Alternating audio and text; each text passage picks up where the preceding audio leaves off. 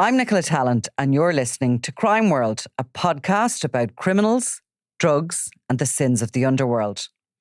We're Ireland's top podcast for 2025, and now we've got a new website.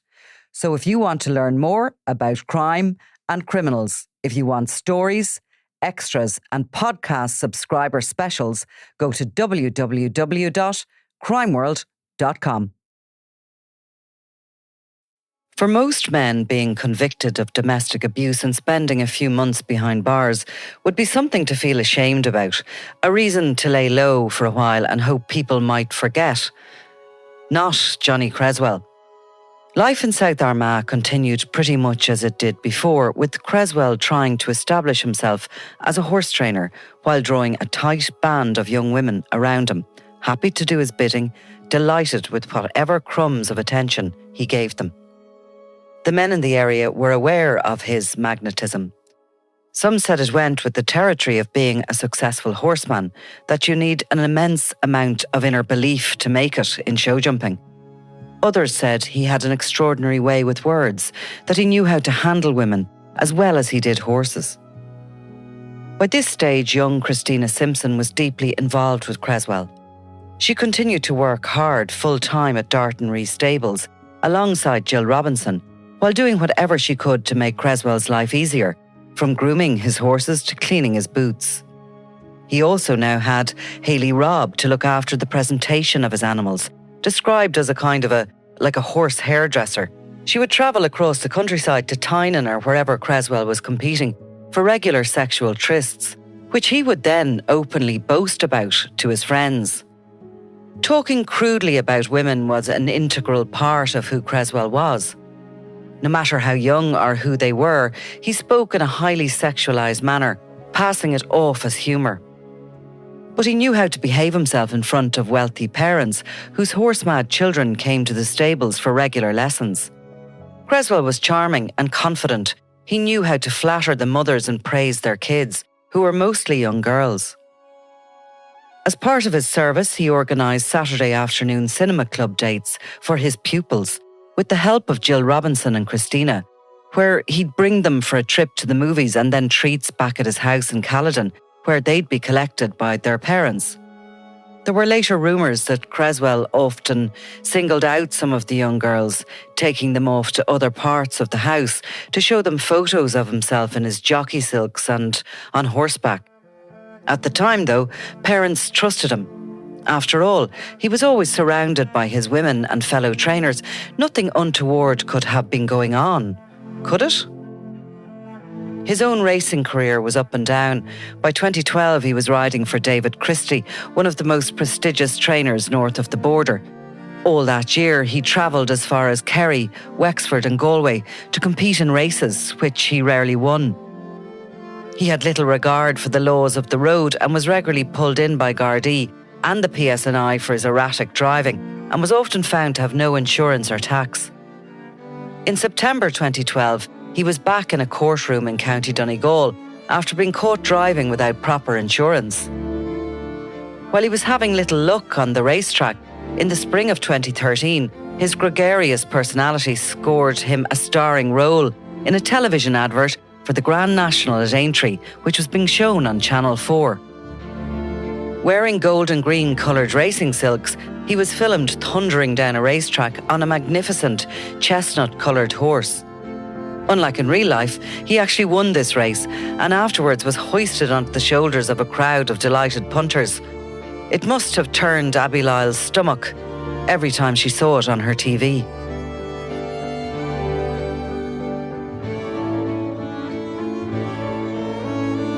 I'm Nicola Tallant, and this is Groomed, an investigative series from Crime World Presents. Episode 4, Building the Cult.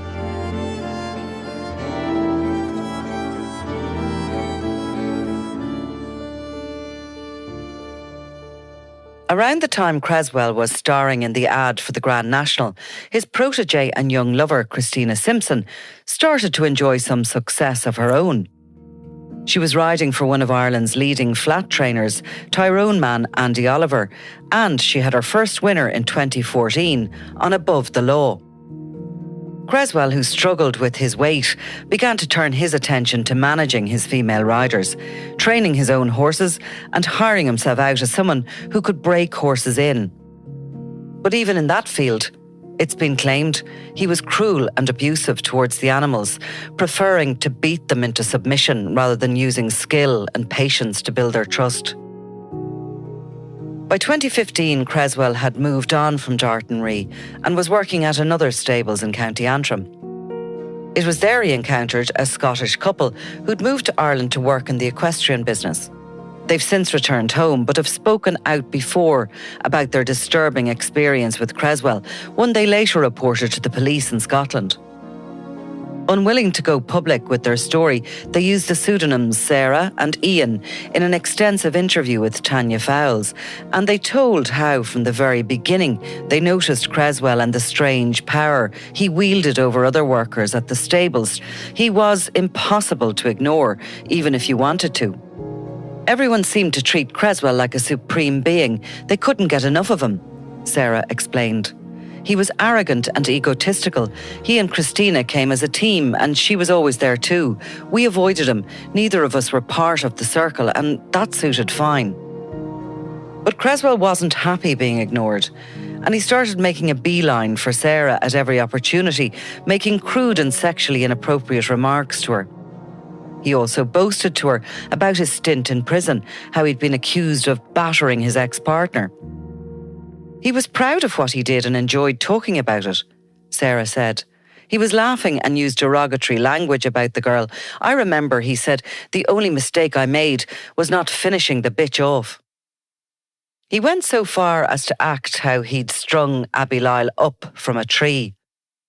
Horrified, Sarah tried to walk away, but Creswell was obviously excited by her reaction. Blocking her escape, he then exposed himself. He was ready for sexual activity, she explained to Tanya Fowles. He'd done his boasting and bragging, which I now believe was to frighten me so much I wouldn't refuse. I was disgusted. I pushed past him while he yelled all sorts of abuse after me. Perhaps even more disturbingly, none of the other stable staff who were standing nearby seemed shocked by his behaviour. Not one of them looked my way or asked was I okay, she told Tanya. After telling Ian what had happened with Creswell, the couple went straight to the stable manager, but he simply shrugged them off. It was left to Ian to confront Creswell. He exploded in rage, and after that the entire yard turned against us. We were completely ostracised, Sarah said. The power he held was ridiculous. I still don't know why people were obsessed with him. It made him untouchable. Unbeknownst to Creswell, Ian had secretly recorded him and all the threats he made. Stuff like, I'm going to break your back and snap your neck, and that cunt of a girlfriend of yours, she's going to get what's coming to her too. It's proof that long after Abby and long before Katie, people knew what a dangerous and volatile character Creswell was. Certainly, Tanya Fowles believes he was capable of attacking people at the slightest provocation. The one thing that has always been a huge fear to me is, what if it hadn't stopped there? What if he hadn't been lifted? There could be more people dead by now, certainly more people badly injured, because this man had absolutely no restraint. And even going to jail, didn't really care. He was back in the same court a year later for driving without insurance. So court orders made nothing to him. He was wanted for driving matters in Donegal. This was about his third set. I knew he had been charged with donutting up and down the main street in Caledon. That case was never chased up. But he was wanted for that. And the judge said, well, he's on a summons. He's not been connected to it. I can't issue a warrant. And that all just sort of evaporated. But we knew he was on the run. And there was definitely an incident in Caledon where the police tried to stop him, knowing he was wanted, and Johnny ran a checkpoint. They tried to get him stopped. And I'm certain an officer had to jump out of the way and was injured in the process. So he was kind of being looked at for that. But then we find out that all tied in with Sarah and Ian. And this is a Scottish couple who had come over to work in a yard in Antrim in horses, and both very experienced, just wanted to try something different. And Johnny made a point, and he knows they're in a relationship. He knows they're a couple. Johnny made a point of getting Sarah sidelined quite a bit. And when he had her on his own, he would boast and brag. And she thought he was really ridiculous and didn't really get involved. But he is not, that would have just been a wee bit of a challenge. We'll get this one. And he makes this remark about, I was in jail, and she's, oh, right, trying not to sound interested because she said he was bragging. And he talked about beating up his previous girlfriend, and the only mistake he made was not finishing the bitch off. He talked about dunking her in a bath of bleach. He talked about all sorts of stuff that did come out in the sentencing, but we never published it because of guidelines to make sure that people don't copycat some of the actions that he took. She couldn't have known that unless she heard it from him or Abby, and she has never met Abby, never even heard of her at that point. So this is late 2016, and she believes that he was getting that over to her to let her know, this is what I can do.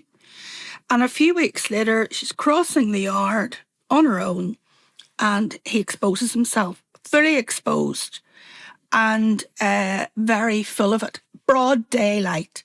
And she laughed at him and told him, aye, right. She then obviously tells her partner what's happened. And he confronted him and said, you do not do that to my partner. And he audio recorded as far as I know, the interaction of Johnny threatening to kill him, and he was going to do this, he was going to do that. Maniac talk. He was going to break Ian's back, and he was going to break her neck. All the big, heavy Johnny stuff. And they left. She went to the stable owner, who did, all right, okay. Oh, no, it's not good now. Nothing done. And then gradually, Johnny is now aware that these two have challenged him, but the whole yard, every last one of them, fell in behind Johnny, and they made the work environment so toxic they had to leave. And it was only when they went back to Scotland, they said, he'll do that to somebody else, and they mightn't maybe be as willing to stand up to him. And they made a complaint to the police, who insisted. That was 2017. He obviously did get a tip of somehow that the police were looking at him, whether it was because of inquiries that were made or whatever, I don't know, but he fled the border. He flitted overnight. Him and Christina moved to Donegal to his biological father's place. And there was a wanted alert out for him. They never got him. And I personally don't think they looked that hard. Sarah was devastated when they couldn't find him. But what I found most striking about Sarah was when she said, my concern was the next one. And she said she had felt undermined, but she said he didn't actually lay a hand on me. She said we saw what he was capable of. And especially that change, that anger that could just come on very quick. But it was closed down. But she contacted me, and she said, I was sorry about that. And I began talking to her, and she agreed that I could look into it. And I set myself 3 days where I was going to research where Johnny was over those days, and I could find him. It took me 3 hours. He was never out of that yard. He was driving up. I don't say that he was there every day, even though he later did say he was. But he was riding there on point to points months later. He's in the winner's enclosure, photographed with the winner name out everywhere. He is at various social events, hunt balls, birthday parties, everything, all plastered everywhere, north and south. I got his race schedule for 2017, constantly in the north. And in any one of those, the police could have lifted him. But they said they did extensive inquiries. And then I started into the police, did you contact the stable owner? Did you check his payroll? Did you check CCTV? Did you check other CCTV? Did you do this? Did you do that? Did you do the other? Nothing. And then I said, did you, for example, go to the point to points, knowing that he might be there, even though he was writing? It's published. And yet, wouldn't answer me. Did you contact family members? Because we all knew they were in Donegal. But we didn't know this incident, but we knew where they were. They knew where they were. And in the middle of it all, his first child's born in Altnagelvin Hospital. So they had to cross back over the border to have the child in Altnagelvin. All these things are going on. If I could find them, 6 years later, what were they doing at the time?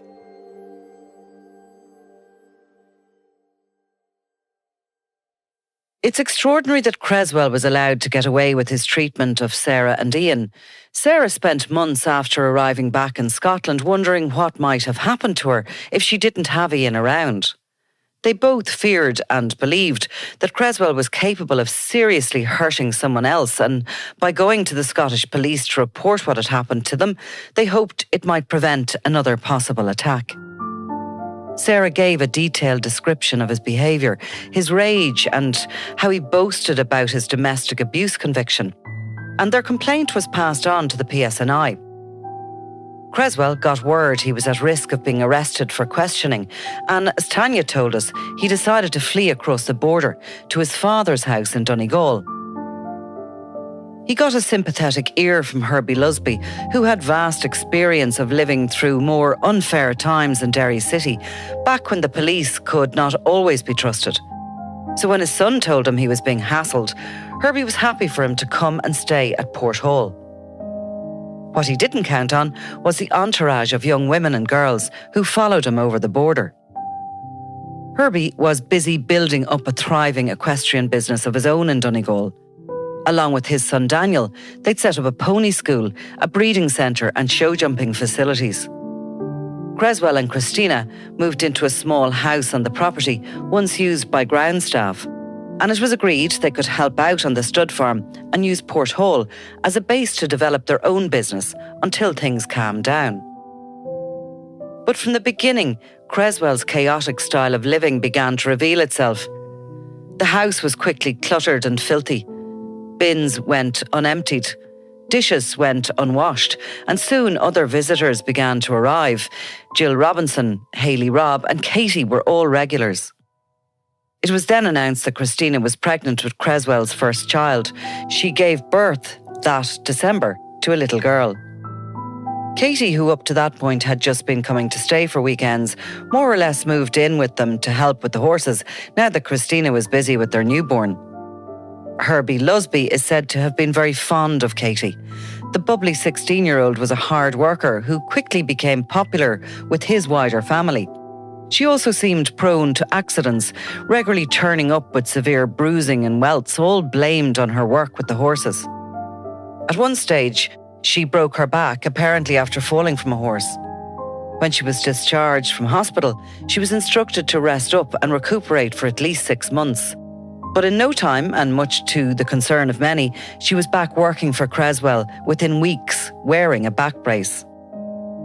That year also saw her leave school early, just like so many of Creswell's women did, to go and work with him and Christina full-time in Port Hall. Tanya Fowles has spoken to several people over the years who remember Katie being subsumed into Creswell's small circle. For a long time, Tanya was in contact with one of Herbie Lusby's nephews, Paul, a gentle, genuine character who repeatedly told her how worried he was about Katie being taken advantage of and very possibly abused. Johnny's biological father is a man called Herbie Lusby, and he has quite a significant area of land in Donegal. Apparently a very, very generous man, very gregarious man. And I had absolutely no dealings with him, but I did have dealings with his nephew, Paul. And Paul contacted me after Johnny was charged and said, look, I've been pushing at the Derry end. And I knew somebody was pushing at the Armagh end, but I didn't know who it was. And he explained the story to me. So anything I got was that Herbie had decided that he would formally acknowledge Johnny. I don't know if there was a decent relationship beforehand. I don't think he was ever rejected when I got there. No question of that. But he formally acknowledged him. When he was born. To my understanding, yes. I understand he was the result of an affair with Johnny's mother had an affair. That is my understanding. But either way, he is now... It's 2016, and the only reason I remember that, it was the 4-year mark, and he had begun to have more contact with him, and obviously there was a connection through horses.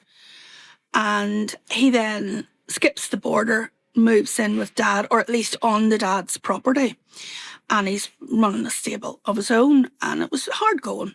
And it is hard going. You know, you cannot pay stable hands in your first year. It's hard, mucky, real early morning, late night graft, and there was only the two of them. So it was going to be difficult, and along the way, Christina becomes pregnant. So it wasn't going to be easy. But whatever the relationship was, Herbie threw a party, and he introduced his whole family and friends to his long-lost son, or at least that's the way it was. And Paul, of course, been into the horses himself, a new relative, brilliant. You know, it's just the way he was. It was, you know, the more the merrier, bring them all in. And they were out and about a lot together, went to a lot of events as a group. And even Paul would say, even in those 4 years, he had only got to see him, but it was what happened later that he really got his eyes opened.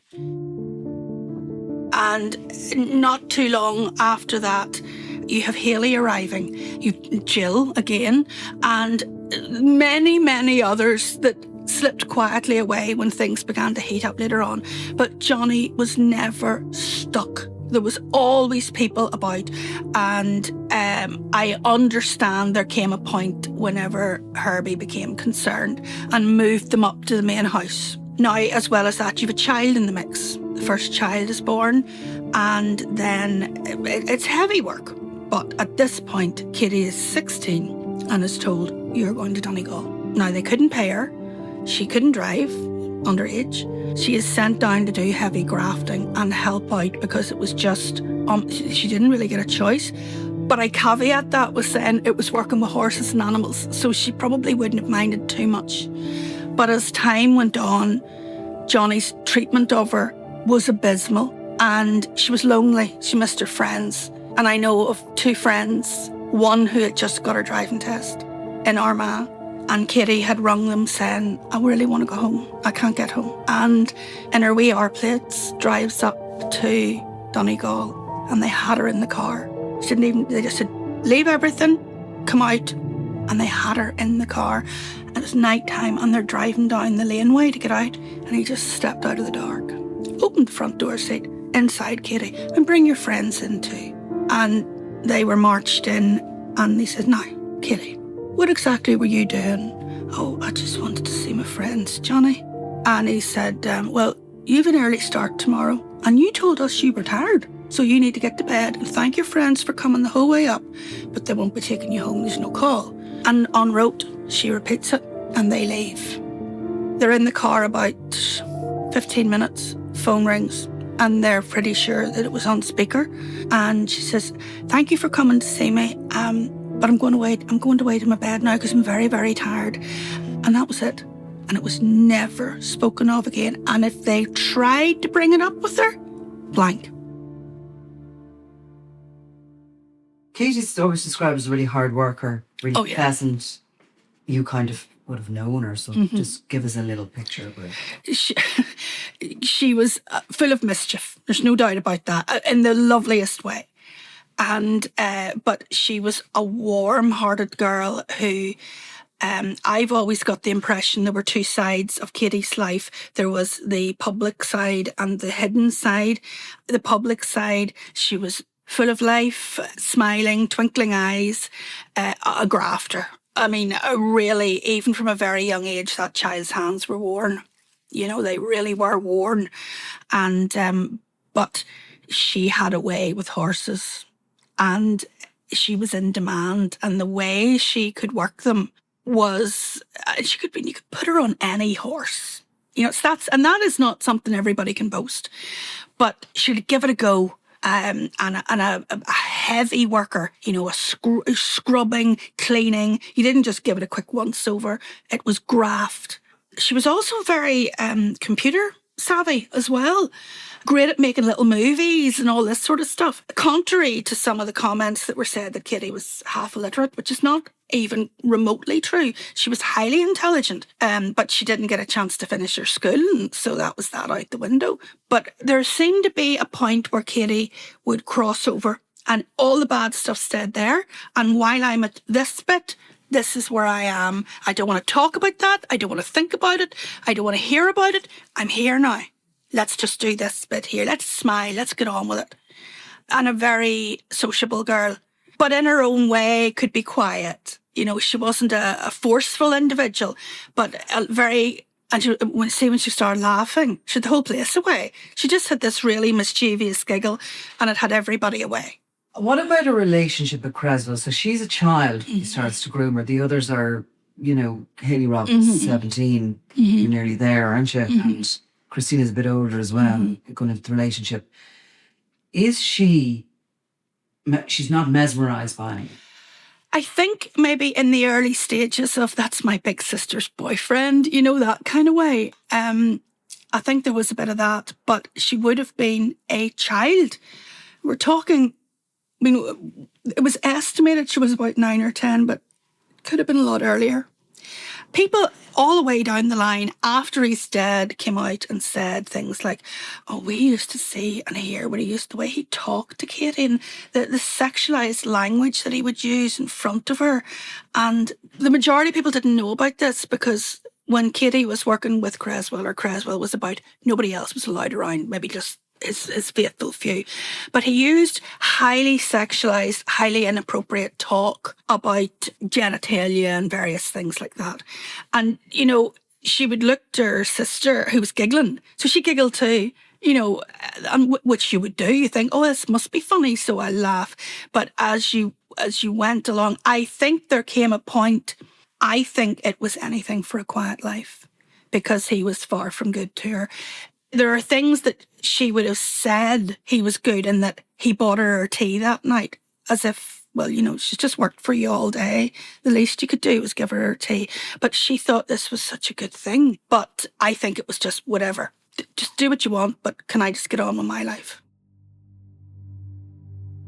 It was while still living in Donegal that Creswell met yet another young woman eager to join his group. Rose de Montmorency Wright has one of those names that screams old money, and she did grow up in a suitably impressive country mansion outside Belfast with parents Jasper and Caroline de Montmorency Wright. They're described as horsey people. The couple met at a social event in Derry during the late 1980s and settled in Newtownards outside Belfast. Their 2 daughters, Rose and Charlotte, attended the prestigious Strathern School, one of Northern Ireland's top grammar schools. Rose struggled with education. She was severely dyslexic.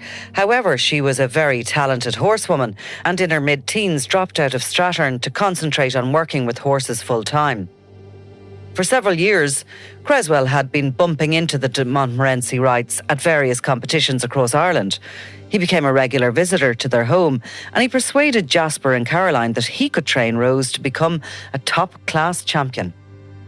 Rather than travelling back and forth to Belfast all the time, she started to stay over with Creswell's family in Donegal. And by 2017, she was a fully fledged member of a small coterie of women in Porthall. Creswell's behaviour was not going unnoticed by his father and the rest of the Lusbys. Not only were they uncomfortable with the comings and goings of all these female youngsters, who were clearly besotted or beholden to Creswell, but it was clear that he had come to think of Porthall as his own full-time home and possibly planned to stay there on a permanent basis. There were 2 other issues Herbie had come to understand about his son. He didn't mind living in filth and he was extremely bad with money. He was incapable of paying bills and incapable of running a home. Herbie tried talking to him about the constant stream of people landing on the doorstep, demanding for their bills to be paid, but Creswell never got on top of things. And then, Christina was pregnant again. Herbie and his eldest son Daniel began to probe Creswell about his future plans for his growing family. He made it clear to them that if they wanted him to clear off, it was going to come at a price. He wanted land where he could develop his own equestrian centre and money to buy horses and equipment to start him off. Anxious to do right by his son, but also determined that he and his strange band of women should move off his home property, Herbie found a suitable plot of land near Derry for Creswell's plans. It took the guts of 4 years, but by May 2019, Creswell and his women were gone from Porthall. It had taken some serious negotiations. He'd got the land he wanted, but had to organise and pay for all his own legal papers and the deeds of ownership. Herbie also agreed to have his name listed on his birth certificate. Jonathan James Creswell, who was born on the 23rd of January 1988. His father, Herbert Andrew Lusby, was recorded as a farmer, while mother, Donna Elaine Creswell, was a care worker living in Briar Hill Gardens in Greysteel. It should have been a bright, new, lucky start for Creswell, but as always, he was useless with the business side of things. Bills came that he never budgeted for, and he failed to follow through on the legalities of what needed to be done. He needed more money and turned to his women to bail him out. Katie Simpson managed to borrow £10,000 from the credit union, while Hayley Robb wound up giving him £25,000 that she also borrowed. So not only was he using them for sex and hard labour, but he also began sponging cash off them too. Herbie Lusby must have been hugely relieved to see the back of him. There's a row in the Lusby household, and I'm not sure who, but it was said Johnny's kind of taken over and it's not appropriate. So he was given some money and they were to set up stables in Derry. And that was in Train. And again, but then just as the transition of that happens, Christina has a second baby. So that's more hard work and additional because you've a little girl to look after and now a wee baby and a new business. And he has Katie taking out money for him, which she had to pay back. Now, my understanding would be if somebody took out a loan, because he couldn't get credit, his credit reference is a joke. And I thought he would make payments back, but we have receipts that were passed to us where she's putting the money back in herself and trying to keep it ticking over. What 21-year-old, actually she was 20 at the time, takes out a 10 grand loan and nobody's, what's going on here? And nothing to show for it. You know, Hayley, she took out 10 and then, as I understand, 15. Nothing to show for it. And she's left paying that back. They can't even get that claimed off his estate because he died with nothing or whatever you want to call it. But at the time, Johnny wants me to do it. And I often got the impression does this girl now think there's a door opening for her here that he's going to, and I'll never tire of saying it, Johnny never cared about anybody but himself. Nothing mattered to Johnny unless he was happy leeching the life out of anybody around him. But again, he only gets women to take out money for him. He gets women to front the company for him. He gets women there are no men on the scene. It's all his band of women. And to me, that locks them in and they can't get free. And I think he would always get a bit fed up with them over time, but they're still besotted and they're just almost hanging on for that little crumb of attention he'll throw at them at some point. That's all it ever seemed to be. And that kept him going for another while. But, you know, he did seem to have a loyalty to Christina and they had children together. And he never had children with anybody else. So there had to be some connection there, that, you know. But still he has all these other women and that's acceptable. And you've 2 children in a house where he has numerous women coming and going, staying over. Could that have been right? There's no stability there. There's no... I can't even begin to understand it. By February 2020, Christina Simpson had given birth to Creswell's second child, a baby boy. He'd finally found a terraced house to rent in a large housing estate called Gortnessy Meadows in the townland of Lettershandoney. About a 10-minute drive from Derry's main hospital, Altnagelvin, it was a small house with a narrow hallway, a living room and a kitchen diner. Upstairs there were 3 bedrooms, a double that Creswell shared with Christina and their newborn son, another small double which Katie slept in with Rose, and a box room for Creswell's toddler daughter. It was cramped and uncomfortable and, as was discovered later, the sleeping arrangements were deeply disturbing.